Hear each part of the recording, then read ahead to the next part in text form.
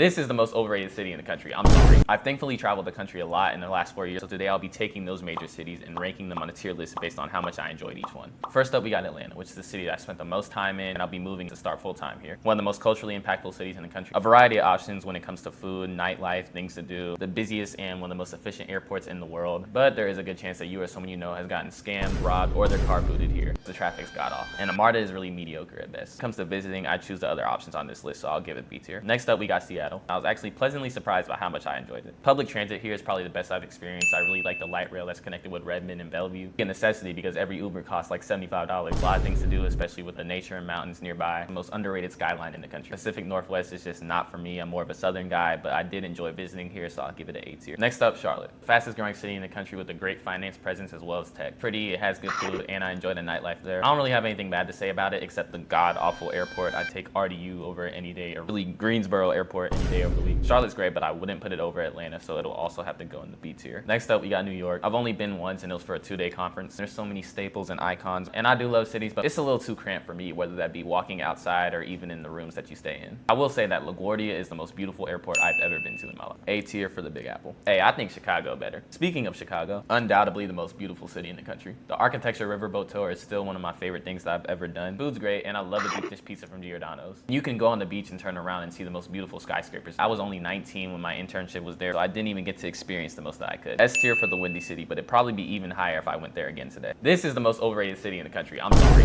There's no skyline. That's just so crazy to me, and I know that there are laws, but it still looks very nice there, and the lack of tall buildings is probably why it doesn't feel crowded. And the museums and monuments are great and free on top of that. I haven't experienced nightlife there, so I'm sorry, y'all. I haven't been to Park or anywhere else yet. That might change my ranking. It probably would. I want to give it A, but I'm not putting it over Atlanta. I know a lot of DMV people, so they probably gonna be mad at me for that one. Last but not least, we got Miami. Anyone who's been here knows that this does not feel like any other city on this list. Honestly, feels like you're in a different country. And I've been here for Rolling Loud, the Miami Grand Prix, and even to shoot a television commercial, and I love it here. The only cons of that, I'm not the biggest fan of the airport, and the traffic can get bad there too. Brickell is beautiful, the vibes in South Beach are unmatched, and even though it's incredibly superficial and I don't know if I could live here, I would visit Miami any day of the week, so it's gonna go to the top at S tier. A reminder that these rankings are based on my temporary experiences in these cities, but if you think a city needs to move, tell me what and why in the comments below. But that wraps it up, y'all, so make sure to follow for more.